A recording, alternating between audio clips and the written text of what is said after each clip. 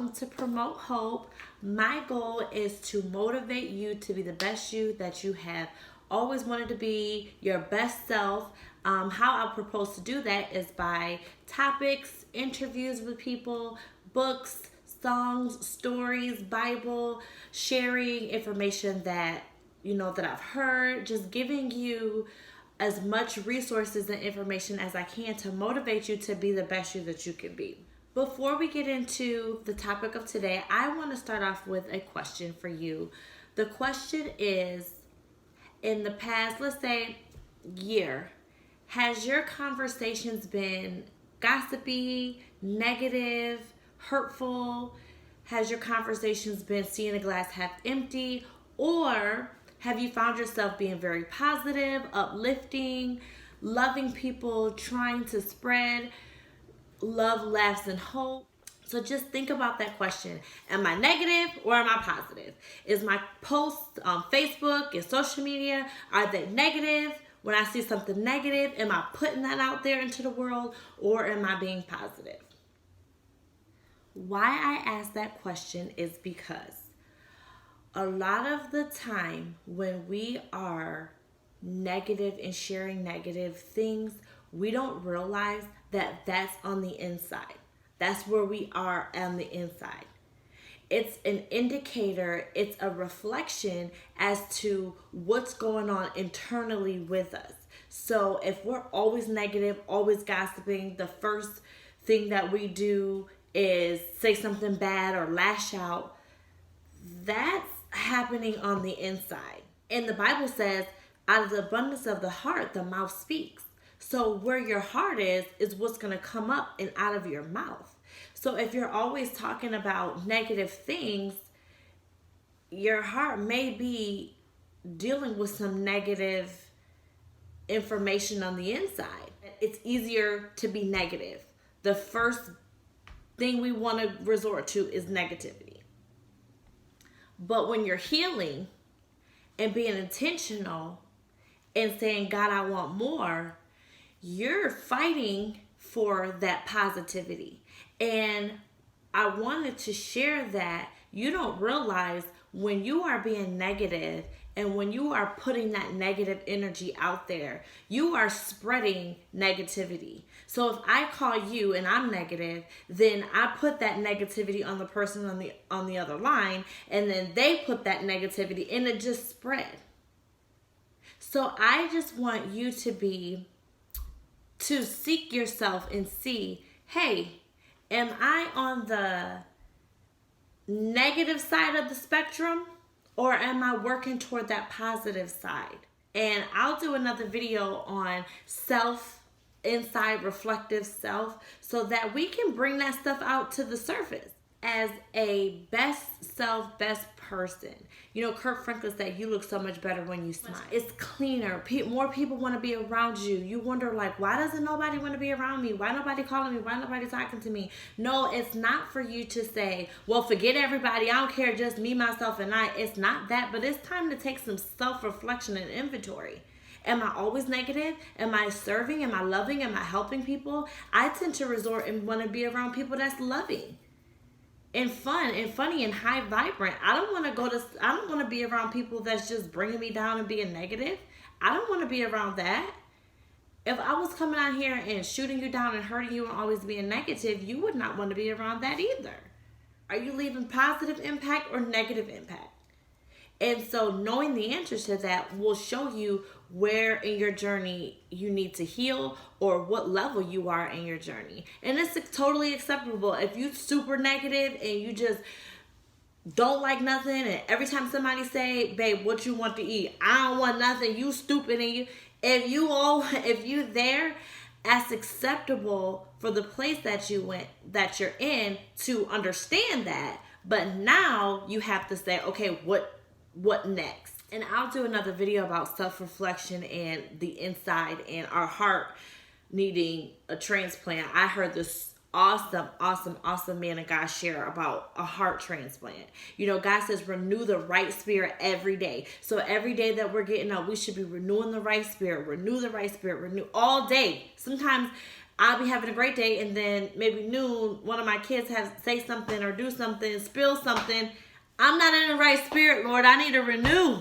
So renewing the right spirit within your mind, whenever that needs to take place, and renewing that right spirit within the inside of you so that you can spread positivity and spread hope and spread love and spread help. So just a little insight to get you to reflect and just to feel out where am I at in my heart and my walk and my journey. So our topic of today, and happy Mother's Day. It is Mother's Day weekend. I know it doesn't feel like it because of quarantine and all of the COVID-19 stuff, but it is Mother's Day weekend. I hope that you get celebrated. I hope that you do something fun. I hope that you guys still enjoy your Mother's Day and celebrate someone else.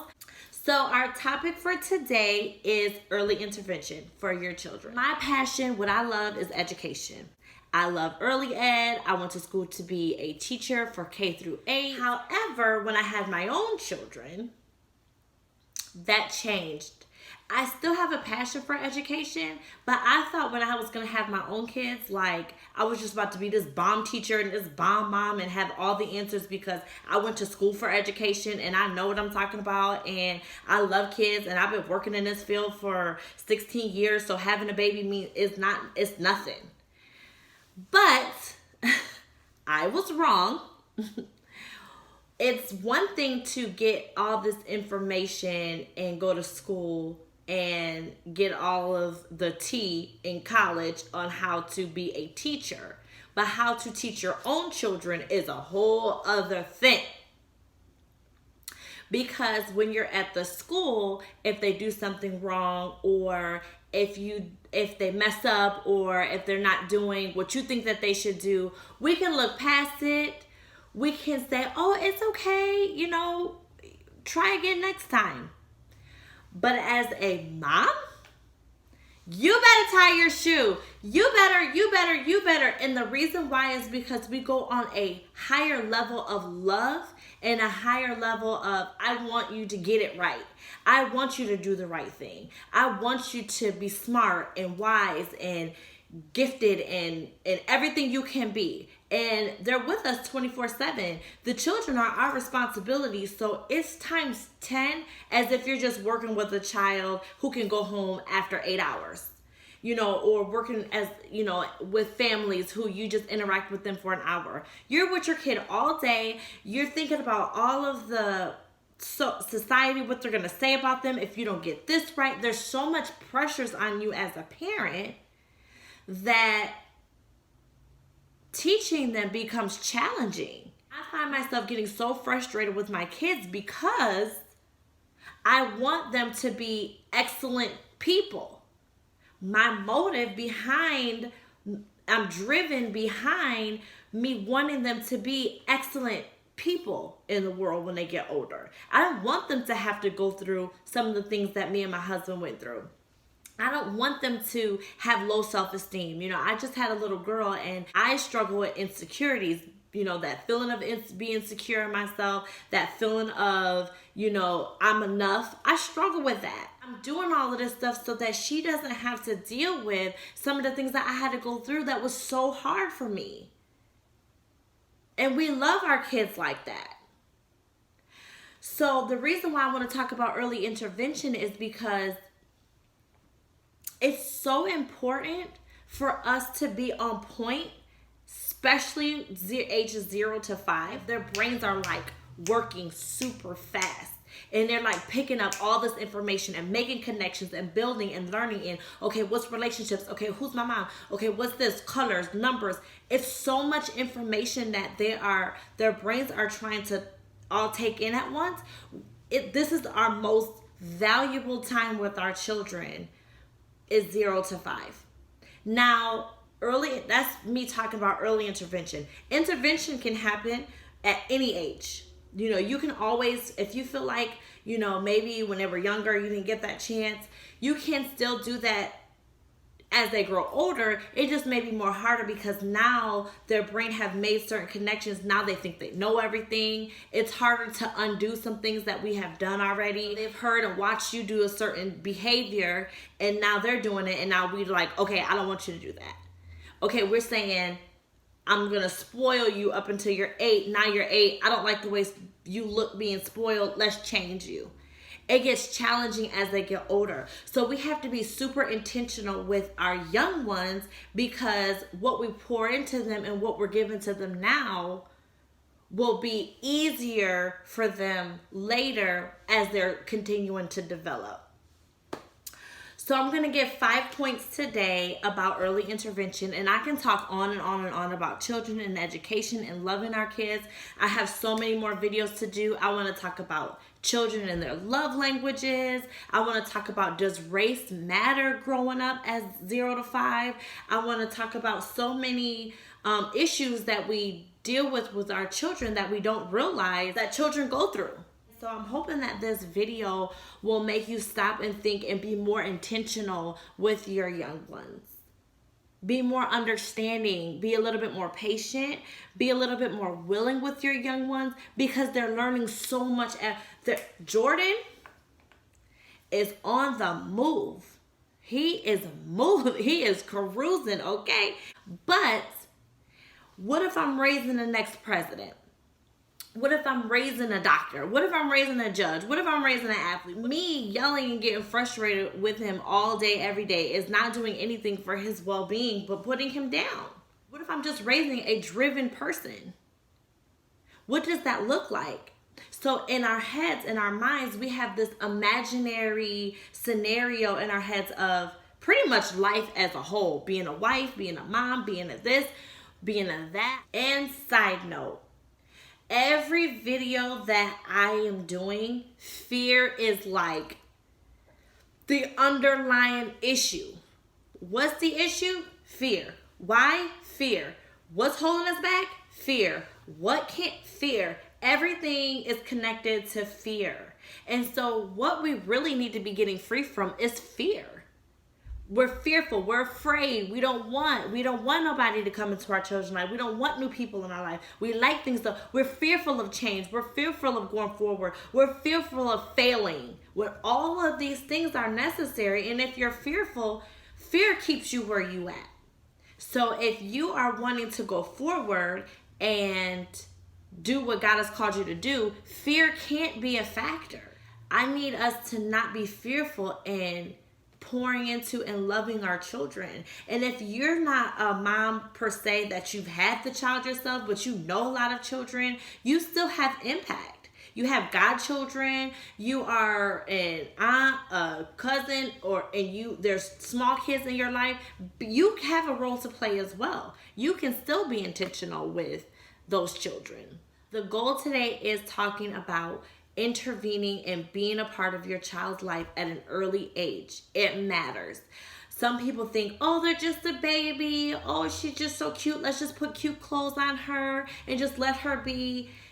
It matters. 0 to 5 is like game time. Game time.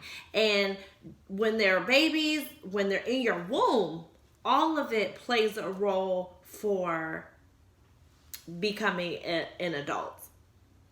So I don't want you to just brush past your child and just say, oh, you'll be fine. Oh, you'll get it. Oh, you'll understand later. Oh, stop. Jeremiah is 3 now, and he's getting to that. Why, mommy?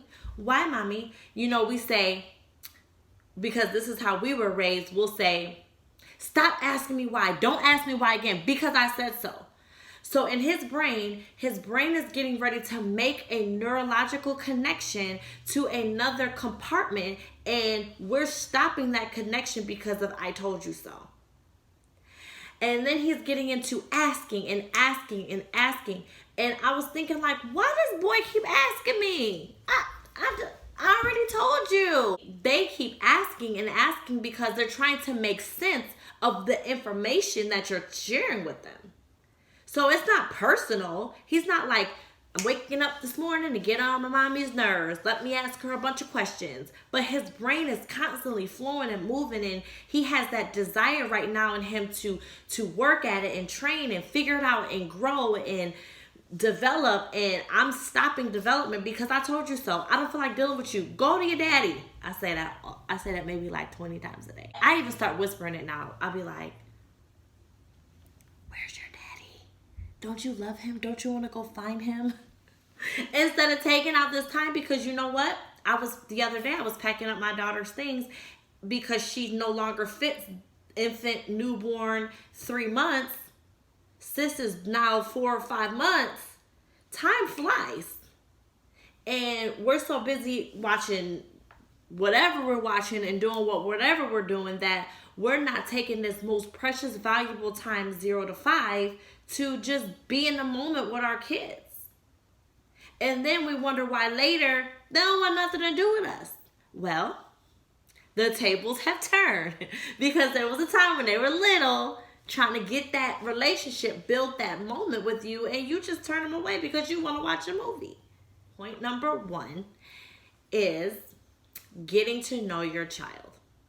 So, from the womb, talking to your child, loving your child, reading to your belly, having other people talking to your belly, have the baby, watch, sometimes just watch. Don't be so quick to just fix and do and, okay, this.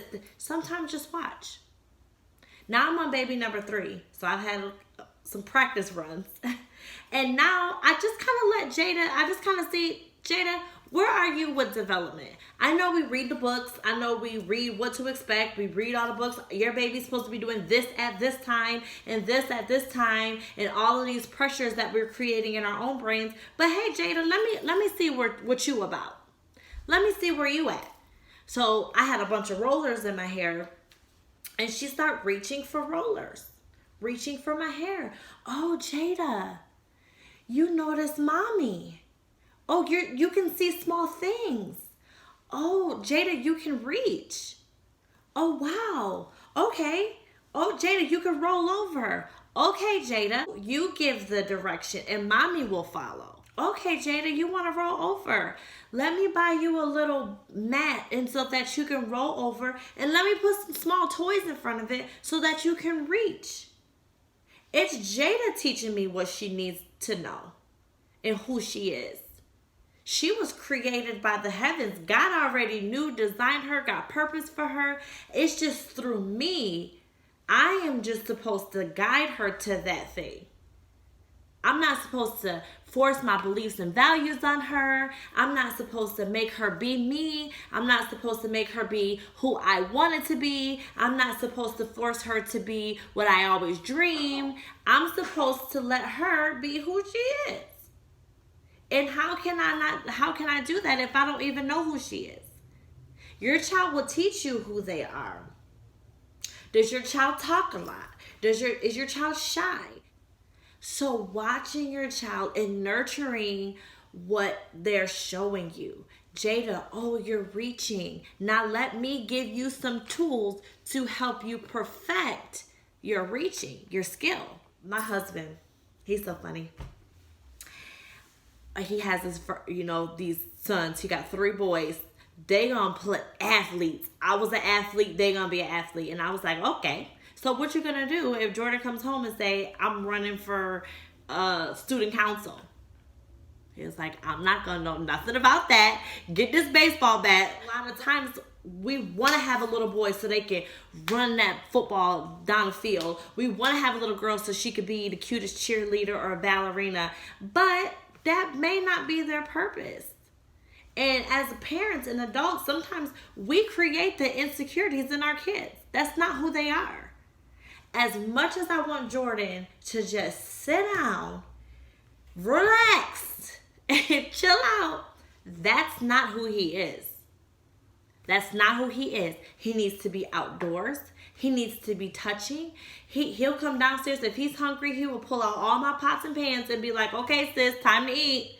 Like, he needs to be engaging. And he's also just 20 months old, so in his brain it's constantly growing. But he is not the type of child that just want to sit and relax and hang out. No. And it's so interesting to me because I'm a doer. I think it's just, I'd be so frustrated. I'd be like, boy, sit down. But I'm a doer. I can't sit still. I'm always doing something. If you come over to my house and there's no intentional party or something, you just come in to chill, I'm cleaning, I'm doing this, I'm doing laundry, I'm putting this up. I don't sit down, and when I sit down and chill, I probably fall asleep and then get up and start doing something. You know, and I don't want nobody to be frustrated with me because I'm a doer. So how does little Jordan feel that he's a doer? Maybe get that from mommy, and mommy gets frustrated when I'm doing my gift. Number 2 is consistency. Children thrive off consistency. Now, am I saying you guys can't go on vacation? No. Am I saying you can't switch it up every now and then? No. But 90% of their life, they need to be able to predict what's going to happen. They need to be secure in their home so that they can thrive. If a child is not secure, then they're not going to be able to put out all the things that, you know, that they are capable of being. They just struggle with insecurity. Okay, we want them to read, write, run, ride a bike, do this, do that, but are we secure in our home? So having a schedule. So I now know that Jordan feels secure in his home and feel consistent because around dinner time, up more, eat, please, please. He doing all the science patty cake baker's mint. But he's had that consistency in his life and made that connection. Okay, my stuff, something right now is supposed to be happening. I know it's, and then when I look at the clock, when they start whining, I look at the clock and I'm like, oh, it's 12 o'clock. Everybody lay down. You know, so having that consistency where they don't have to wonder or figure out, having that, you giving your child that consistency will build trust. You know, Jada, she's building trust with me and my husband. Okay, when I go, am I going to eat? That's all brain development. So feeding them when they're hungry, having that schedule, having consistency, repetitive, routine, maybe a lot for us. But for children, they can thrive off of a schedule. They can thrive when they know what's to come. They don't have to focus on, am I going to eat today? They can focus on, okay, 1 + 1 = 2. So having a consistent schedule, not, okay, today we're doing this. Okay, today we're doing that. Like, you drive yourself crazy. So just working on a consistent schedule with your kids and just be consistent. We're in a quarantine. We're not even going anywhere, but you better believe at 7:30, they gonna take a bath. Y'all getting in the tub. I know y'all haven't done anything. Y'all been in the house all day, but you're going to take a bath because I want to create that routine and consistency for them so they can feel safe. And when you feel safe, you can thrive. You can try new things. You know, one of my friends, she said, I can't get my child to do nothing, try nothing. Well, let's first go back to, do they even feel safe? Are they feeling safe enough to try? Number 3 is this one might be hard for some of y'all. I know it was hard for me. But let other people love on your kids. What does that look like? Children need to build relationships with other people other than you. When I became a mom with Jeremiah, I sucked my teeth into him so strong. I remember one time people were passing him around and I was over in the corner panicking and having anxiety. Like, if y'all don't give me my baby, I don't know what I'm about to... I went upstairs in my sister's room. I packed up my baby. I put him in the car. She was like, whoa, where are you going? I said, I can't take no more people holding my baby. I don't know. I guess I had some type of, that word, fear or anxiety that somebody will, One of my fears when this was an issue for me was that they're going to put their own beliefs and values on my kid. They're going to persuade or have an impact on my kid that I don't want my kid to have in their life. No, you're not good enough. You're not good enough. No, I don't know what you're finna do to me. I don't know what your motives is. And that mama bear protective spirit is acceptable. However, if you do find someone who's safe, if you do find a childcare center that you like, if you do find a nanny that you enjoy, if you do find, someone at your church willing to babysit. One of my friends, she won't even go on a date with her husband because she ain't trying to leave her baby. And I understand it. I totally understand it. And when we went on our first date, I was so nervous. I was texting the babysitter. I was like, sis, you good? You need anything? Can I get you anything? Can I order you some food? Like, how can I help you be successful so I can come back to a healthy, happy baby? But that didn't have nothing to do with the child or the care provider. That had everything to do with me. And even though I understand it, it wasn't right, because my kids need to know how to build relationships with other people. They need to know how to introduce themselves. They need to know how to fill other people out. They need to have the opportunity to be impacted, by good people. Everybody's not good. And yes, some people have motives, but fear will keep us from allowing the good people to help you. Some of us don't even want to receive help from other people because we're so afraid.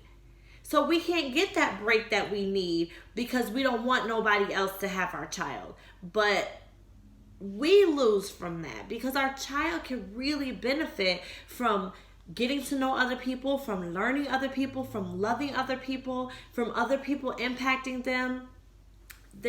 Jeremiah and Jordan go to a half-day preschool 2 days a week, and they come home talking about so many things that mommy can't give them all the time. Mommy can't give them all that information as much as that they're learning from school. Jeremiah, his teacher, she's letting them hold frogs, and they on pony rides, and he horseback riding, and she taking them on trails. So, and I don't have the time, sir. I don't have a horse, and I can't do some of that stuff, but I am trying to get free in myself from that fear so that my kids can venture out and let other people impact them and let other people teach them. My father-in-law is like, I can't wait to see my grandsons because I want to take them fishing. Yeah, because their mom is not about to take them fishing. I don't even know how to fish. I don't even know if I like, I eat a fish, but I don't know how to catch one. But God has gifted and created other people to be a blessing to your child. So your child is only going to go how far you allow people to love on them and pour into them. The Sunday school teacher, take them to Sunday school. It was so hard for me to take Jeremiah to Sunday school. I sat with him in church. I didn't hear a message. I was sweating. I leave out of the church. I am not taking him to Sunday school because of fear. And that was not right of me to do. Took him to Sunday school. Release. Because it's not my job to put my kids in a bubble. It's my job to guide them. My job to not put my fears on them. Jeremiah, when I picked him up from school, he was picking up bunnies and feeding them. I was like, okay, let's go. Like, mommy's not picking them up. He said, this is Theo, mommy. And he's just so happy and alive, something that I can't get him. And I had to be okay with them myself to realize I can't give this to him, but somebody else can.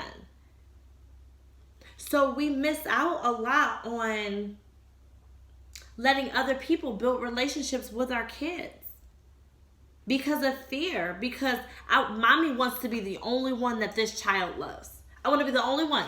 I want to be, nope, he loves mommy. He wants mommy. That. Well, what about when mommy needs a spider or a break? You're not going to be able to have your own mental health and your own self-care time because you want him to want you all the time. I had to let that go. I had to let the pressures of the world go so that I can have a well-rounded child, not a child that I can't be successful unless my mom is in the room. So number 4 is communication. Communicating with your child, being open and honest with your child. So yes, the last one we just talked about is letting other people have relationships. But when you're letting them be exposed and letting them be out there in the world and, with some boundaries, of course you have to set boundaries, but letting them be out in the world and going to daycare and falling and scraping their knee and that being okay. When Jeremiah got a goose egg on his head, I was like, oh no. He ain't never leaving the house. I'll quarantine my baby at 6 months old. But my husband was like, babe, he needs to fall and scrape his knee. He needs to get dirty. He needs to have that part of him exposed. His brain is making connections. He needs that. So I just have to hold on and allow him to go through some things and, changing my thinking. Jordan, he says, mine, mine, mine. So at one point I was like, this is not yours. Go give it back. Not realizing that his brain is making a connection and it is his. This object is his. So now when he says mine, I say, okay, Jordan, I know that this is yours, but can Jeremiah play with it? And if he says no, I say, Jeremiah, you have to respect his decision. I have to give my kids this information now because I believe that I'm raising excellent people. So teaching them how to problem solve, teaching them how to share, teaching them how to be loving, teaching them how to be motivating, encouraging them, communicate. We cut off communications by no, stop, shut up, don't, cut it off, cut it off, cut it off, cut it off. We just keep cutting off communication and then they grow up and then we're like, okay, communicate with me. And they don't have those skills because we cut them off. So yes, if they have negative impact, that is going to happen. We can't stop negative impact from happening for our kids. But having that relationship, building the trust with your child and communicating with your child when something bad does happen, showing us some empathy and sympathy and not saying, well, why you, that ain't right. You know that, mama done taught you. But asking questions like, well, how did that make you feel? Really, we need to have some self-control. It's us who don't want to go through the pain, not the child. Jeremiah picked up something from school, and when I see it and it's unacceptable, that's my opportunity to teach him at that moment that that's not okay, son. We don't do that in this house because when you do that, it hurts people. You have the greatest impact as the parent. You don't have to be fearful of somebody's impact that they've been in contact with for maybe 20 minutes. You're with them forever. You have the greatest impact. So make sure that you're communicating, trying to be intentional and not just cutting the child right off. And the last point that I'm going to make is research, read, and be open to services. So Jordan, when I had him, he came out vocal, crying, always upset, can't make him happy, can't do nothing right. I ain't a good mama. He came out wilding out. Energy, high vibrant, energetic, moving.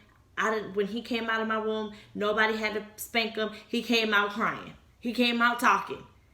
However, the issue with Jordan is he has a hard time articulating. Now, yes, he's only 20 months, but picking up sign language or pointing and things like that has been difficult for him. He feels frustrated trying to get me to understand what it is that he needs.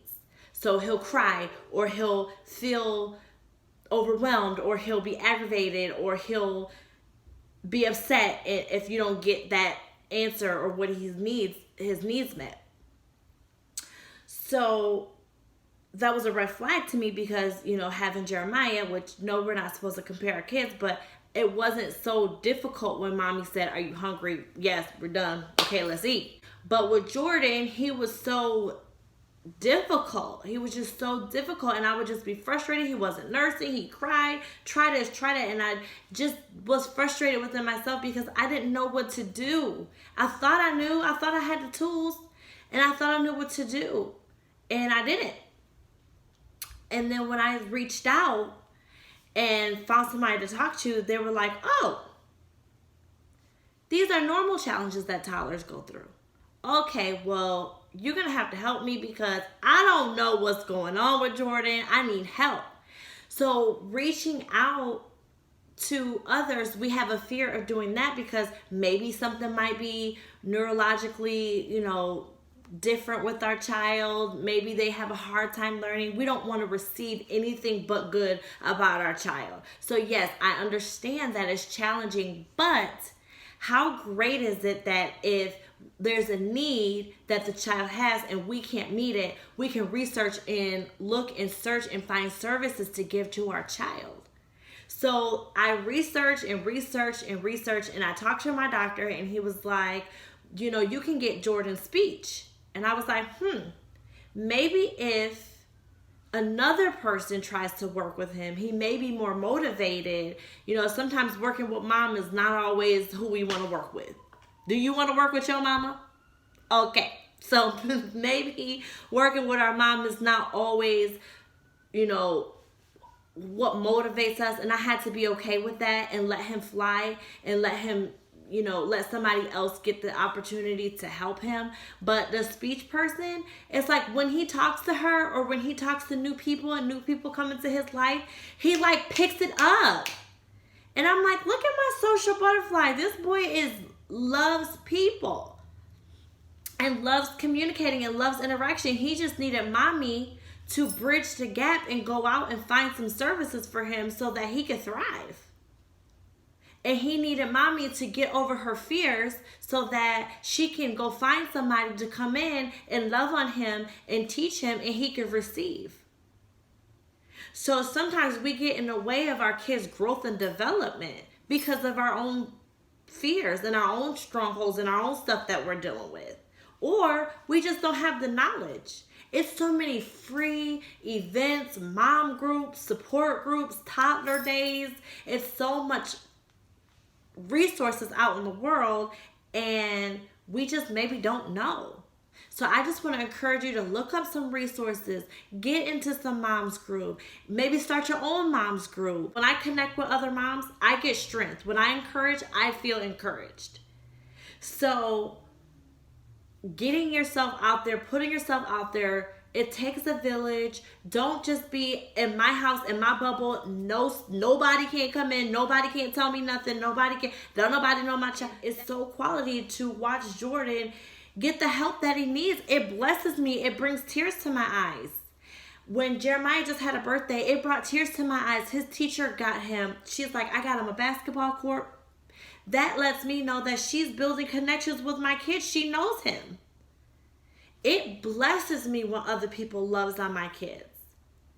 And it does something to other people when they get to interact. His teacher says, I always know when Jeremiah is not here because my day is different. Your child could be a major blessing to someone. You never know. Your child could be just the medicine that somebody needs, just a little bit of hope. Every time I go to the grocery store, they're like, oh, your kids, oh, they're, elderly people, they smiling and loving my kids. But if I just stay home and keep them inside and never expose them or let them be, then I can't be a blessing to other people. It hit home for me when somebody said, your children are alone to you. They belong to God. And if they belong to God, God's going to take care of them. As much as we think that it's us who's keeping these kids alive and being taken care of, it is God himself who is taking care of our children. It is our job just to guide them to becoming the best them that they can be, seeing their gifts unfold. I always make reference to the movie Frozen, seeing Elsa didn't know how to use, she had this big gift, she didn't know how to use her gift. So she had to figure it out on her own. But what if we saw our kids' gift? What if when you were a child, somebody saw your gifts and they decided to pour into you and shoot for you and support you and tell you, go girl, you can do it, and run your race and be a politician or be a judge or be a nurse, be a doctor, be an athlete, be the best who they could be because they said that's what they wanted. I knew I always wanted to be a teacher. You know, how cool if somebody brought me teacher books and teacher supplies and said, okay, this is what a teacher, okay, let's take you to shadow a teacher. How amazing or much forward would I be if somebody believed in me at a young age? It made me think it's okay to dream and it's okay to be. And you have the ability to be that person for your child. It's just called early intervention. You have to intervene at a young age. And if you feeling like, okay, my kids are older, didn't do that when they were younger, now you still have an opportunity. It may just be a little bit more difficult. You may get a little bit of backlash, but still getting that backlash, still have some empathy and sympathy because maybe they don't know how to communicate. Maybe they don't know. So it's never too late to intervene and love on our kids. It's never too late to support our kids. It's never too late to pour into them and give them resources. It's just easier when they're younger because they want it more, because their brains are like moving very quickly. So I can talk all day about children. I love children. I love to watch my kids. I love to see, oh my gosh, this morning Jordan, I was upstairs getting ready to take him to school, and Jordan was upstairs behind me. And I was like, how did you get out of your high chair? This boy climbed up his high chair and jumped out onto the chair next to it and then got down. I said, well, so much for the high chair. I'm going to have to either strap him in or just because I have to keep Jordan strapped and locked down. But his brain figured out, I want to get out. I'm all done. She upstairs. She is not going to get me out. There needs to be another way. And he got free. And I laughed and I thought it was amazing because look at his brain. Jeremiah, he is like all about trying to figure things out. This morning he was watching YouTube. I said, no more YouTube. Mommy said, don't go to YouTube. You can't watch YouTube. So this morning he went to YouTube. And I came and he got a spanking and I said, Mommy told you. So discipline is important as well. And we'll talk about that in another video. But just being in it being intentional. You have to be obedient. Giving them that language, giving them the words, unacceptable, obedient, accountable. Jordan, great job celebrating their small victories, disciplining them when it's necessary. Come back. So after this morning, after he got disciplined, he came and hugged me and I said, I love you, Jeremiah, but you have to follow the rules. You have to listen to mommy. Because mommy's teaching you. Mommy knows mommy's helping you. You have to listen to mommy and let mommy love you. I will never tell you something to do wrong. And whether he understood or not, he hugged me and he was like, okay, I won't turn on YouTube no more. So I hope that I gave you some excitement to just be in a moment with your kids. It's Mother's Day weekend. Just getting to love them. I want to do some more videos about boys versus girls. Is that true? Do you raise them the same? Just raising my boys. Then when I had a daughter, it was just totally different for me. So we'll come back and talk more on topics. But in the meantime, comment, message me. Let me know if you have questions. Let me know if something didn't make sense. Let me know. You can even share with me if you're having a hard time letting go. Like, who wants to let go of their 3-month-old? Nobody. But how great will it be for somebody else to get that opportunity to love and pour and sow? I love to see people relate to Jada. It's just, she's just trying to turn a page, touching the book, and they're happy. They're getting smiles from making her smile. It's just this bliss moment.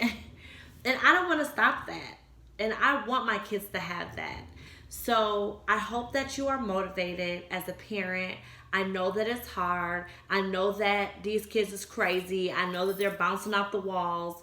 I know that, and we'll talk about diet and sugar and giving and feeding times, and we'll talk about all of those in other episodes, so you'll have to stay tuned. But today we're just going to intervene, get in the trenches, and just be with our children and just love on them in the moment, learn who they are, communicate, giving them language, giving them love, and help their brain to fully develop. So please comment, please let me know if you need anything. I'm praying for you. I love you, and happy Mother's Day. Thanks for listening.